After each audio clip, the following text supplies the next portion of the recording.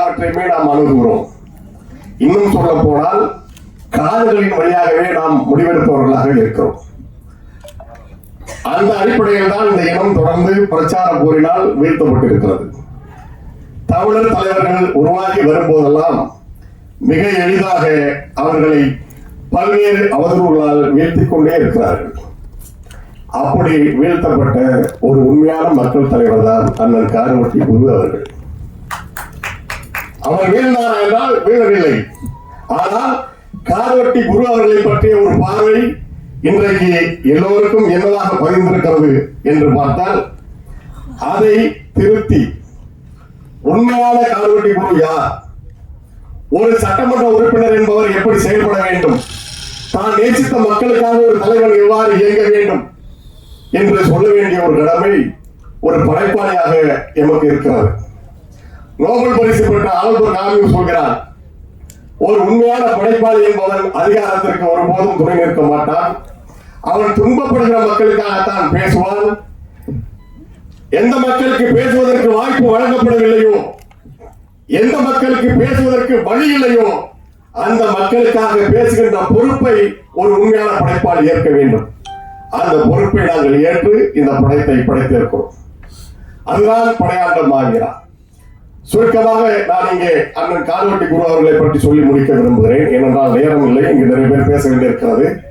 நாங்கள் மக்கள் தொலைக்காட்சிக்காக ஆட்டோ சங்கரின் மரணவாக்குமுறை என்ற படைப்பையும்,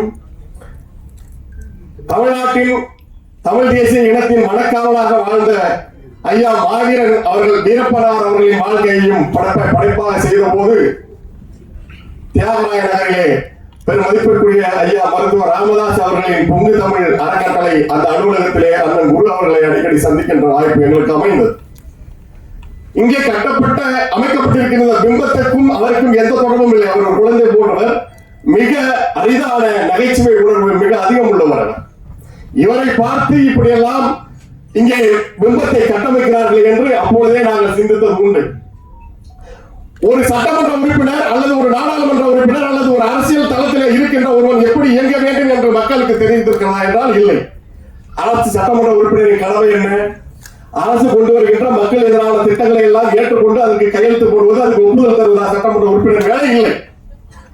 ஜெயங்கொண்டத்திலே பழப்புழை நிலக்கரி நிறுவனம் அமைப்பதற்காக, நிலக்கரி சுரங்கம் அமைப்பதற்காக மக்களின் நிலத்தை வாழ்வாதாரமாக இருக்கின்ற அந்த விளைநிலங்களை கைப்பற்ற வந்த போது அதை தடுத்து நிறுத்தியவர் அண்ணன் காரவட்டி குரு அவர்கள். இன்றைக்கு வரைக்கும் பாக்கிய ஜெயங்கொண்டம் நிலக்கரி ஆலை அமைக்கப்படவில்லை, சுரங்கம் தொடங்கப்பட முடியவில்லை. அதற்கு மத்திய அரசே கல்வியாக எடுத்தவர்.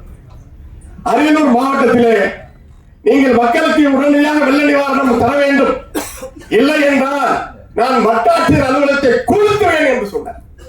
இது அவர் ஒரு விஷயத்தை அணுகிற அந்த உண்மைத்தன்மையோடு, அந்த அக்கறையோடு, மக்கள் மீது இருக்கிற அக்கறைக்கு ஒரு தலைவன் எப்படி அணுகுவார் என்றால் இப்படித்தான் அணுகுவார்.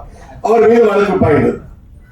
பெரம்பலூர் மாவட்ட ஆட்சியர் அலுவலகம் மக்களுக்காக இயங்கவில்லை, சரிவர பணி செய்யவில்லை என்று பெரம்பலூர் மாவட்ட ஆட்சியர் அலுவலகத்தை இழுத்து பூட்டி சாதியை வீட்டுக்கு எடுத்து சென்று விட்டார். மாவட்ட ஆட்சியர் வீடு தேடி வந்து மன்னிப்பு கேட்டு சிறு குறை சாதியை வாங்கி சென்றார். இப்படி ஒரு அரசியல் தலைவரை காட்டுங்கள், இப்படி ஒரு மக்கள் தலைவரை காட்டுங்கள். இந்த முகம் மக்களுக்காக தன் வாழ்நாள் முழுவதும் வாழ்ந்த காரவட்டி குரு என்ற இந்த உண்மையான முகம் சமூகத்துக்கு தெரியுமா? திட்டமிட்டு மறைத்தார்கள். அவரை என்ன சொன்னார்கள், எப்படி எல்லாம் பேசினார், அதை நான் சொல்ல வேண்டிய அவசியம் இல்லை. இங்கே நாம் இந்த சமூகம் எப்படியான சமூகம், தமிழ் பேரினம் எப்படியான சமூகம், பெண்களுக்கு பாதுகாப்பு கொடுக்கிற சமூகம். கடுங்கோபத்தில் கண்ணகி மதுரை எரித்த போது கூட பெண்கள், குழந்தைகள், பசுக்கள் நீங்களாக என்று சொல்லிதான் இருந்தார்.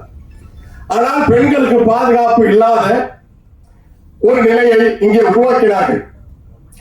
தேவனை வெட்டு தேவச்சியை கட்டு, கவுண்டனை வெட்டு கவுண்டச்சியை கட்டு என்றெல்லாம் பேசுவது புரட்சியாக இருந்தது. எந்த பெண் இருந்தாலும் புறத்தின் சாதி பார்த்தார்கள். ஆனால் என் வீட்டு பெண்ணை எவன் தொட்டாலும் வெட்டுவேன் என்று சொல்லப்பட்ட ஒரு தலைவன், சொன்ன ஒரு தலைவன் சாதி தலைவராக பார்க்கப்பட்டார், சாதி வெறியனாக முன்னிறுத்தப்பட்டார். இல்லையா? அதை இருந்துவிட்டு போகட்டும். ஆனால் அவர் யார்? இதை மக்களுக்கு சொல்ல வேண்டிய தேவை இருக்கிறதா இல்லையா? அவர்தான் 7 அம்பேத்கர் சிலைகளை அங்கே அமைத்தார். அவர்தான் அழகாபுரத்திலே ஒடுக்கப்பட்ட மக்களை கோயிலுக்குள் மாலை போட்டு அழைத்து சென்றார். அவர்தான் அந்த மக்களுக்காக போராடினார். அவர் நெய்வேலி நிலக்கரி, அந்த ஜெயங்கொண்ட நிலக்கரி ஆலையை வரவிடாமல் தடுத்தது யாருக்காக? ஒட்டுமொத்த மக்களுக்காகத்தான்.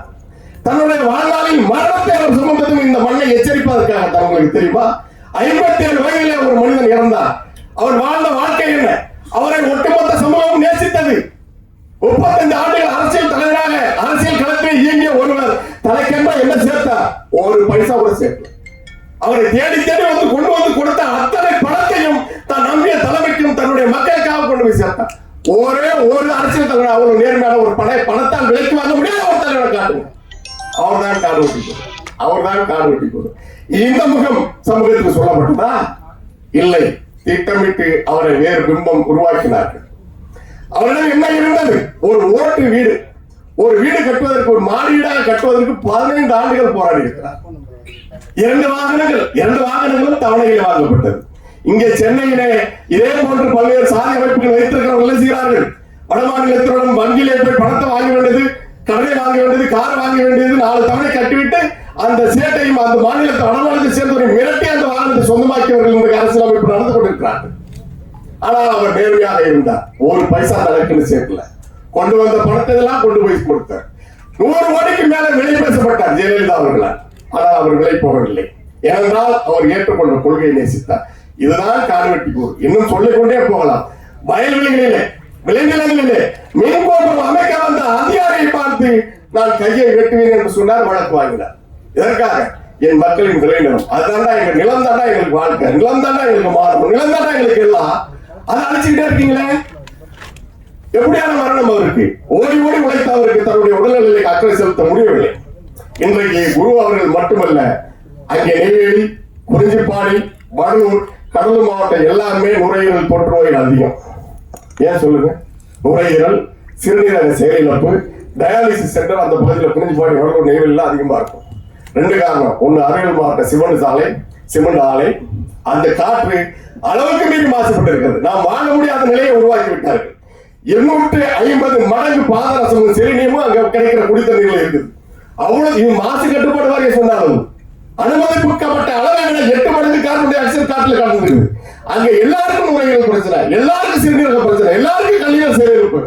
இது நாம வாழ்ற நாடா வச்சிருக்கோம். தன்னை காப்பாற்றிக் கொள்ள கூட முடியாமல் அவர் மக்களுக்காக ஓடி ஓடி உழைத்தார். இன்றைக்கு அந்த தாக்குதலில் அந்த மக்கள் இறந்து கொண்டிருக்கிறார்கள். தினமும் அங்கே சாவு நடக்கு. யாருக்காவது தெரியுமா? இதையெல்லாம் எடுத்து போராடின ஒரு அரசியல் தலைவராக காடுவெட்டி ஒருவர் இருந்தார். அதை சொல்ல வேண்டிய கடமை நமக்கு இருந்தது. எனவேதான் இந்த வேலையை செய்தோம். இந்த படம் அதற்காக வெறும் கருத்து பேசுகிற படமாக இல்ல. படம் பார்த்தவர்கள் பல பேர் சொல்லிவிட்டார்கள். அவர்கள் மேலும் சொல்லுவார்கள். இந்த படம் வணிக படத்துக்கான அத்தனை அம்சங்களையும் உள்ளடக்கிய ஒரு பொழுதுபோக்கு படமாக உருவாக்கப்பட்டிருக்கிறது. எல்லா படங்களும் கடுமையான உழைப்பில் தான் வருகிறது. இந்த படத்திற்கு கூடுதல் உழைப்பை இயக்குனர் அவர்களும் படக்குழுவினரும் செலுத்திருக்கிறார்கள். உங்களுடைய அன்பான ஆதரவை நாங்கள் வேண்டுகிறோம். நன்றி, வணக்கம்.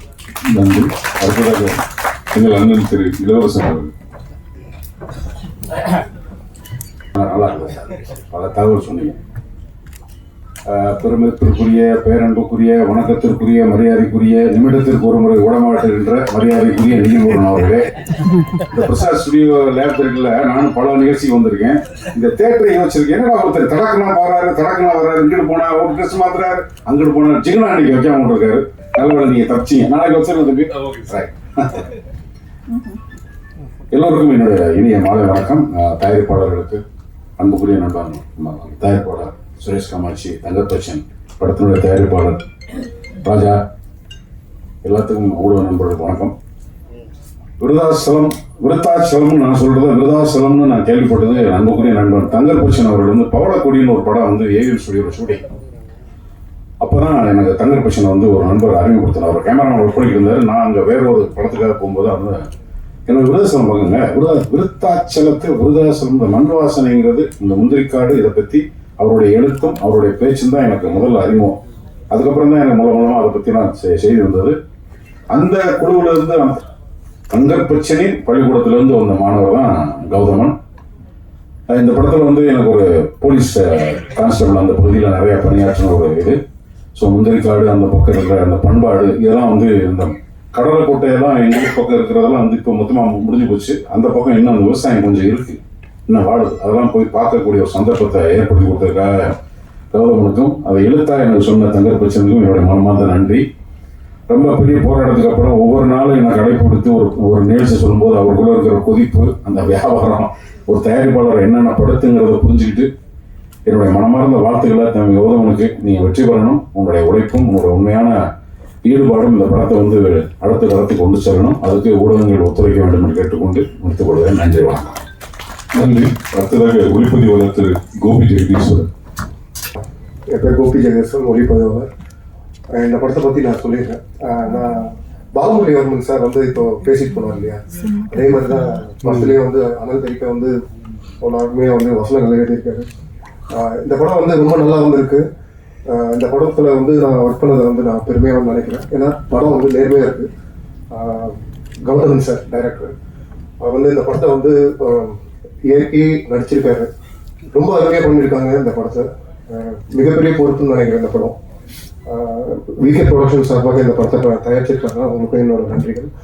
அண்ட் என்னோட யூனியன் செக்ரட்டரி திரு இளவரசு சார், அவங்களுக்கு நன்றி. அண்ட் என்னோட நண்பர் வெற்றிவேல் மகேந்திரன், இந்த படத்தில் வந்து அவரும் வந்து கொஞ்சம் எனக்காக சப்போர்ட் பண்ணி ஒளிப்பதிவு பண்ணியிருக்காங்க, அவங்களுக்கும் என்னோட நன்றி. தேங்க்யூ. நன்றி. அடுத்ததாக திரு கிருஷ்ணமூர்த்தி அவர்கள் தயாரிப்பு. கமெண்ட்ஸ் வருதுன்னே தெரியல. அது ஒரு 50,000 பேர், ஒரு 2 லட்சம் பேர், 3 லட்சம் பேர் பார்க்குறாங்க.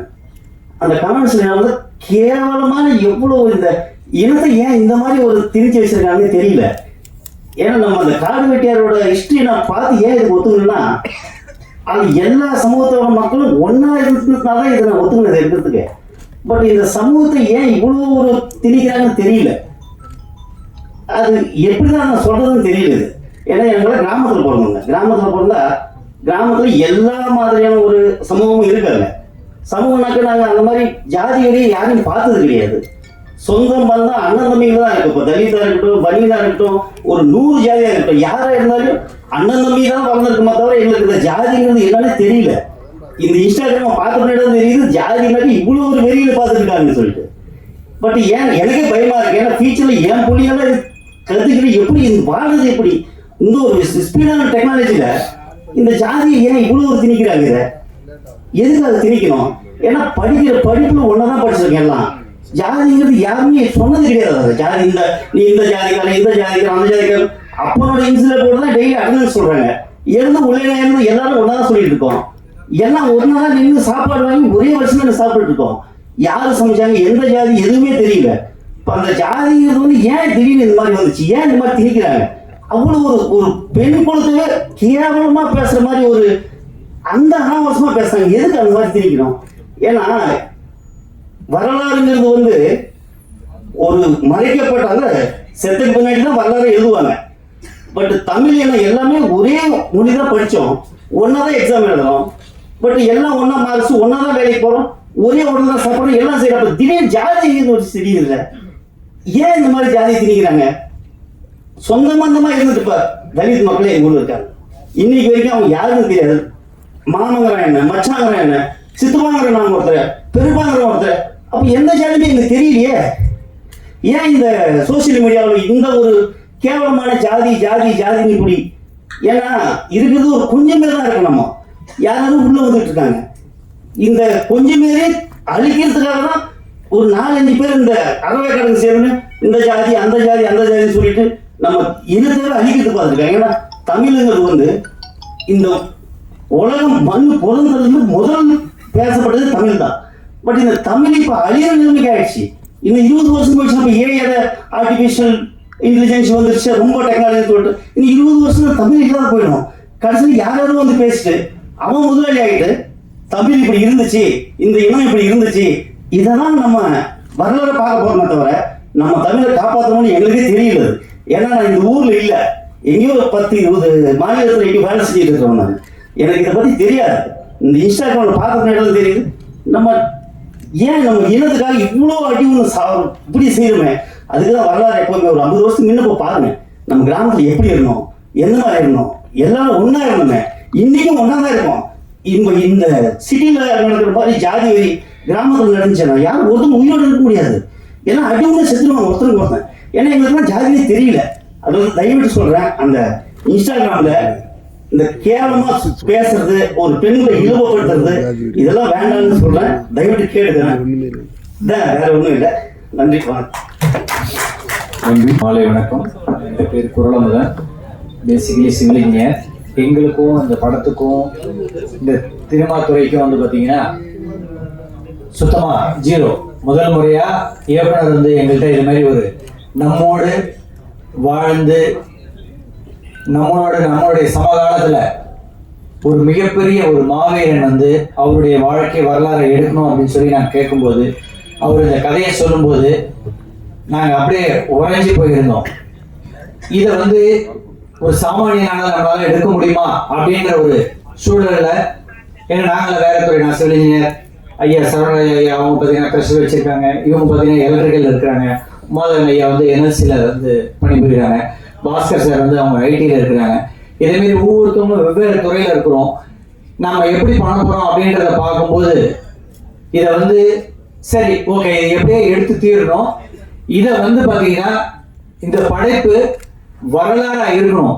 நமக்கு அப்புறம் வந்த பிறகும் இப்படிப்பட்ட ஒரு மாவீரன் இந்த மண்ணில் இந்த மண்ணை காக்கவும், இந்த பெண்ணை காக்கவும், இந்த சமூகத்தை காக்கவும் பார்த்தீங்கன்னா ஒரு மிகப்பெரிய ஒரு தியாகத்தை பண்ணியிருக்காரு அப்படின்றத பார்க்கும்போது, இது எந்த கஷ்டம் வந்தாலும் இதை எடுத்தே தீரணும்னு முடிவு பண்ணி எங்களால் தனிப்பட்ட முறையில் எடுக்கிறதுக்கான சூழ்நிலை இல்லை.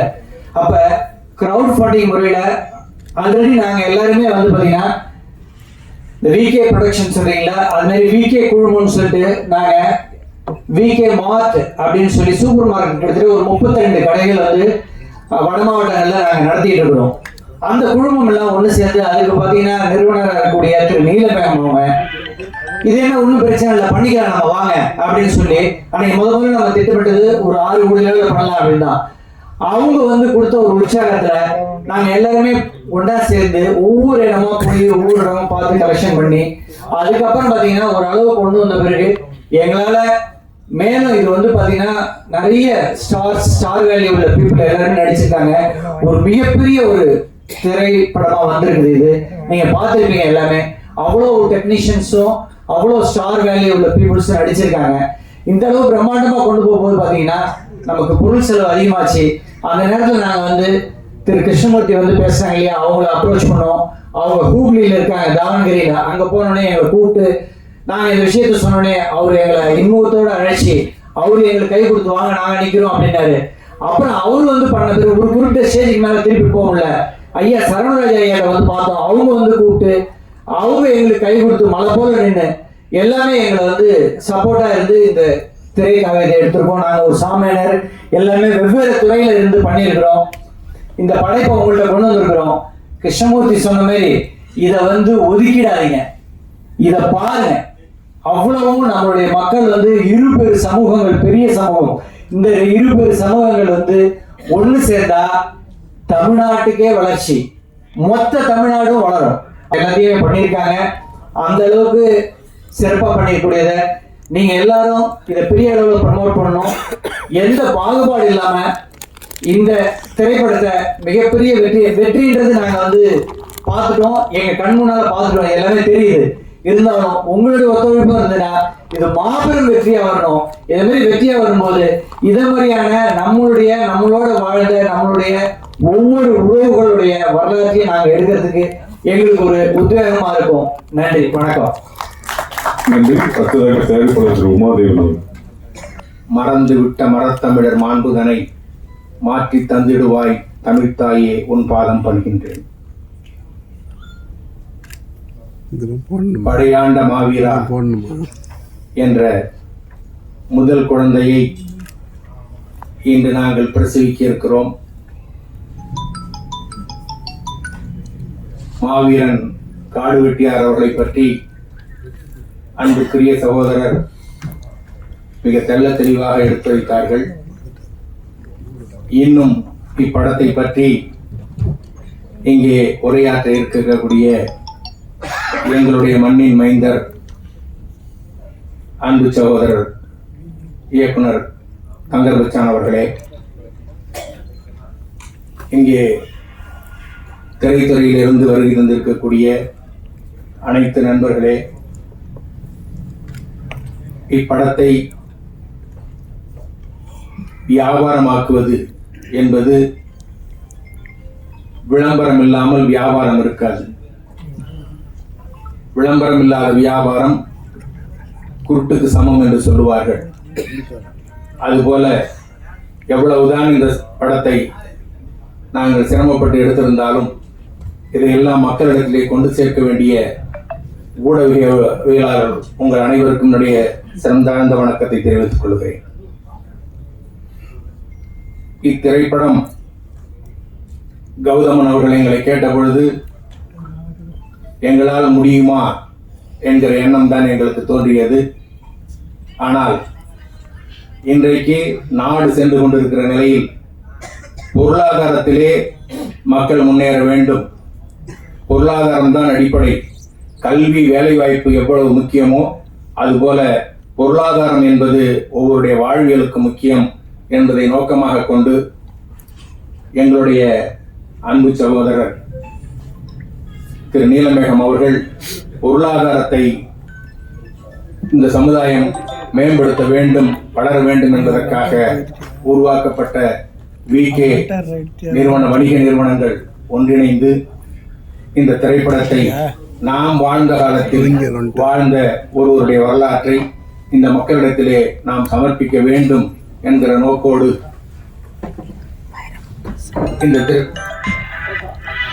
இந்த படத்தை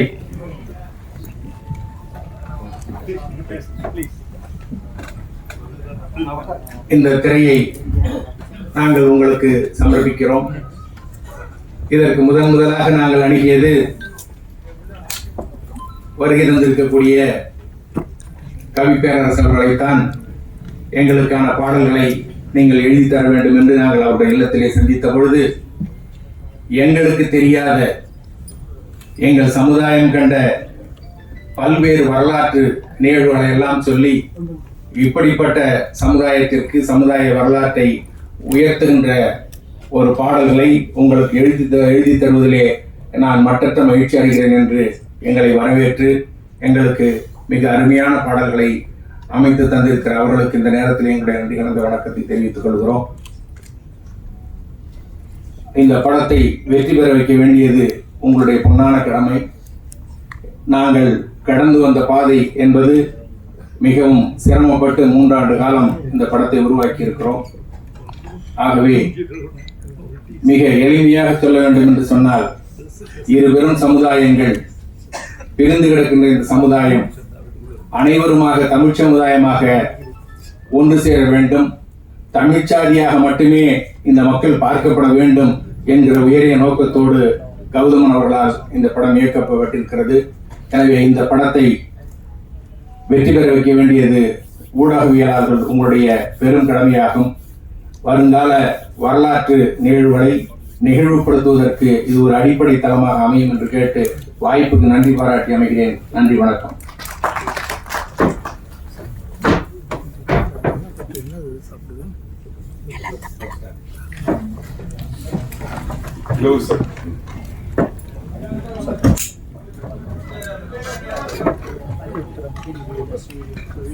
போட்டோ ஃபர்ஸ்ட் வீடியோ பின்னாடி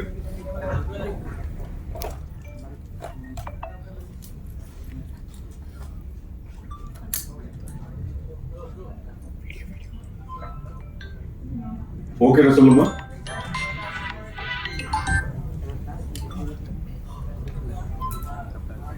okay okay photo start ready Bharath sir sir இங்க பாருங்க சார் எல்லாம் பார்த்துட்டு இருக்காங்க நீங்க.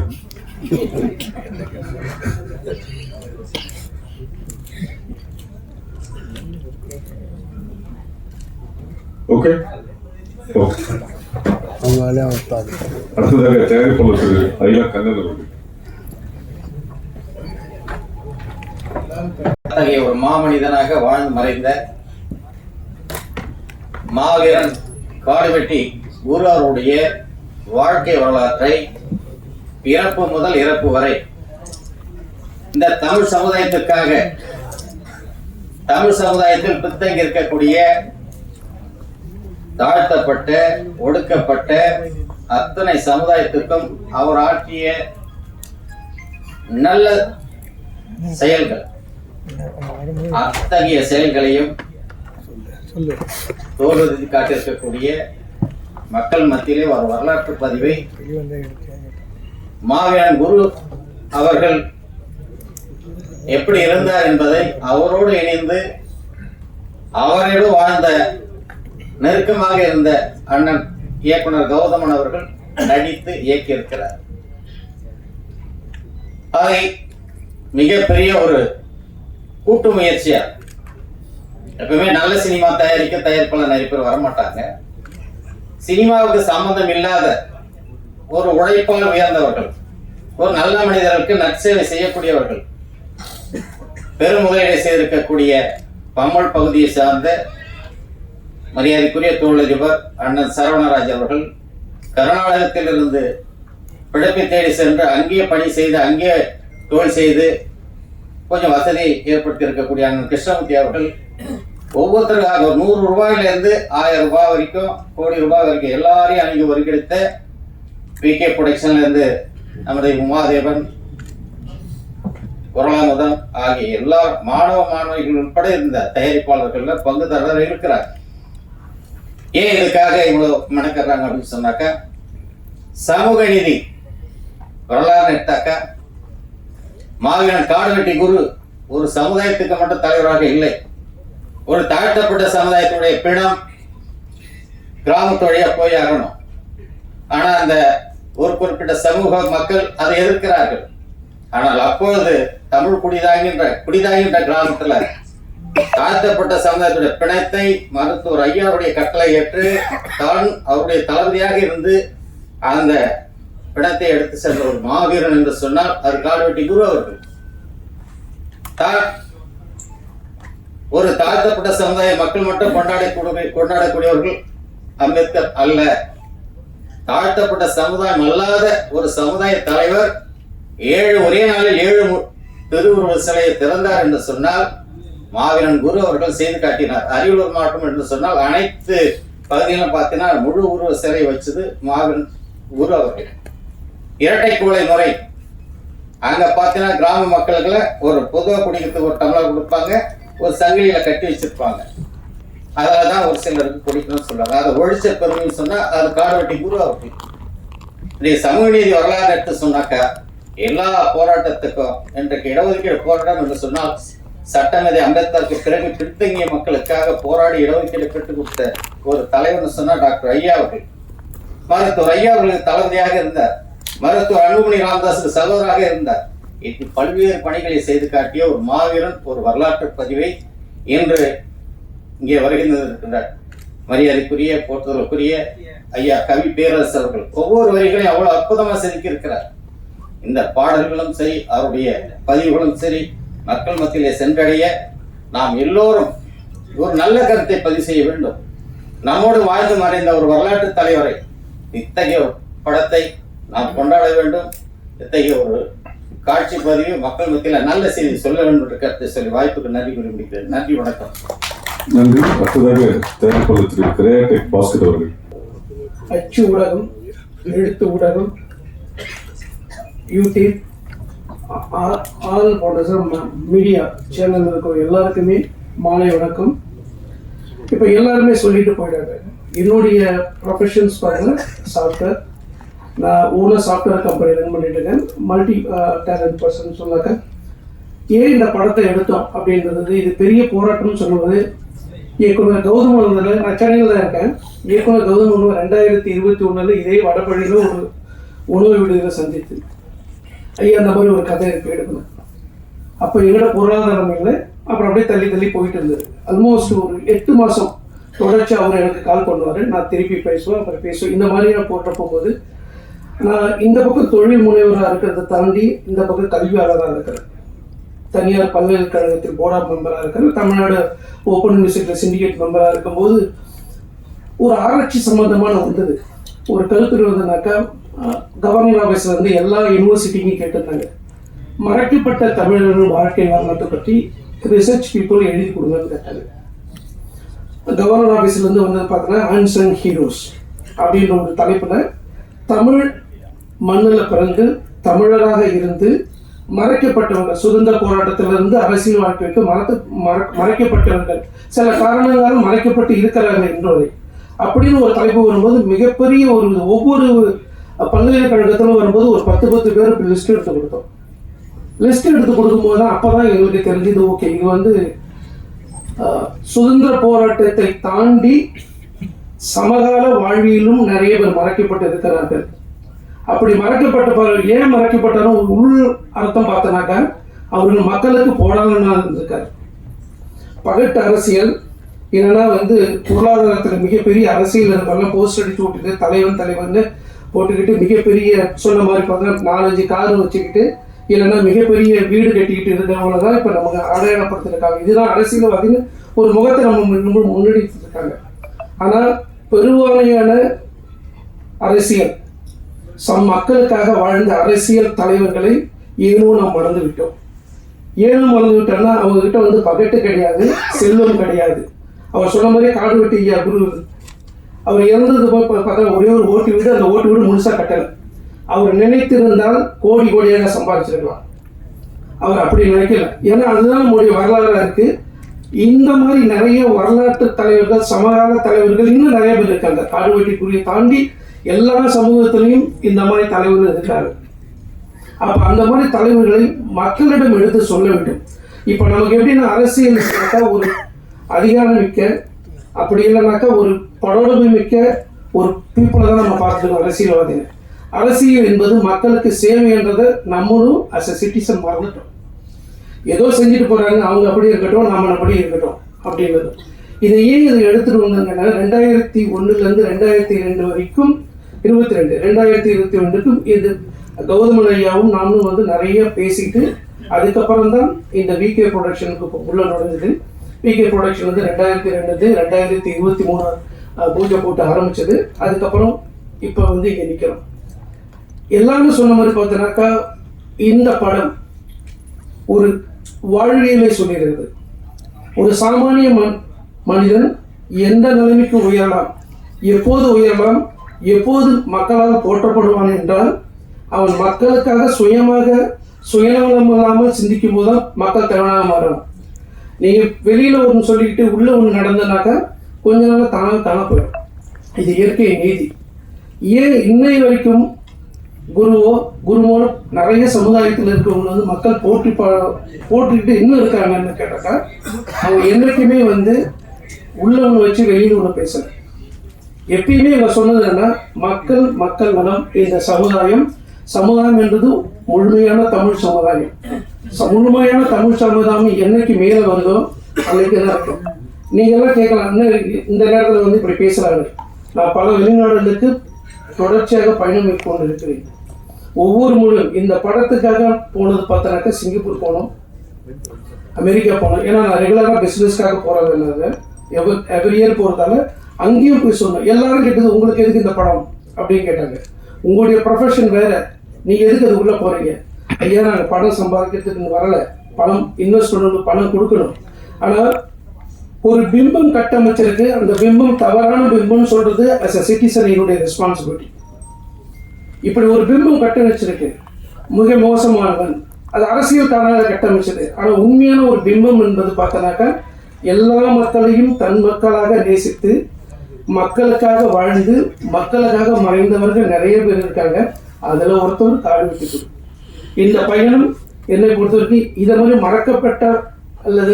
மறக்கப்பட்ட தலைவர்களின் வரலாற்றை அடுத்த தலைமுறைக்கு எடுத்து செல்ல வேண்டும் என்ற ஒரு நம்பிக்கையோட இதை ஆரம்பிச்சது. எனக்கு இந்த படத்தில் வந்து கௌதம் கூட நிறைய சண்டை போட்டிருப்பேன். ஆனால் அதையும் தாண்டி மனசு நிறைவோடு இப்போ 2 மாதத்துக்கு முன்னே அமெரிக்காவில் இருக்கும்போது ஃபெட்னான்னு கேள்விப்பட்டிருக்கீங்க. போயிருந்தேன். சொல்லும்போது எப்படி படம் வந்திருக்கு, ஆபாசம் இல்லாமல் வந்திருக்கு, வன்முறை இல்லாமல் வந்திருக்கு. அடிதடி இருக்கும், ஆனால் வன்முறையை காமிக்கிறது வேற. வன்முறை இல்லாமல் ஆபாசம் இல்லாமல் இப்போது தமிழ் படம் வருவது என்பது மிக மிக அரிதாக காலகட்டத்தில் வீட்டோடு குழந்தைகளோடு பெண் பிள்ளைகளோடு அனைத்து வயதினரும் பார்க்க தகுந்த ஒரு படம் என்றால் சமீப காலத்தில் வந்த படத்தில் இது ஒரு மிக சிறந்த படம் என்பதை எல்லளவும் ஐயமில்லாமல் உறுதிட்டு கூறுகிறேன். ஆகவே ஊடகவியலாளர்கள் தயவு செய்து வன்முறை இல்லை, அவர் சொன்னார், கிருஷ்ணமூர்த்தி சொன்ன மாதிரி நிறைய பேர் திட்டுறாங்க. எப்பயுமே திட்டுவாங்க, நல்லது செய்யும் போது எப்பயுமே இந்த மாதிரி விமர்சனங்கள் வரதான் செய்யும். அதை விட்டு செல்லுங்கள். உடல்களுக்கு மீண்டும் கேட்டுக்கொள்வது, சமகாலத்தில் வந்த இப்போ வந்த படத்துல பார்த்தனாக்கா ஒரு சில படங்கள் 200 படம் வருதுன்னா ஒரு 10 படம் மட்டும் தான் வன்முறை இல்லாமல் குடும்பத்தோட பார்க்க முடியும். இந்த படம் குடும்பத்தோட பார்க்கலாம், அதுக்கு கேரண்டி. ரெண்டாவது, ஏன் இந்த படத்தை குடும்பத்தோட போனா, நம்முடைய பிள்ளைகள் இந்த படத்தை பார்க்கும்போது அவங்களுக்கு என்ன வரும் கேட்டா, இப்படிதான் நம்ம வாழணும் அப்படின்னு ஒரு வாழ்வியல் தத்துவத்தை உள்ளுக்குள்ள சொல்றதுக்கான படம் அது. ஆகவே அனைவரும் இந்த படத்துக்கு ஆதரவளித்து வெற்றி அடையுமாறு தலைவன் கட்டுகிறேன். கவி பேரரசு அவர்கள்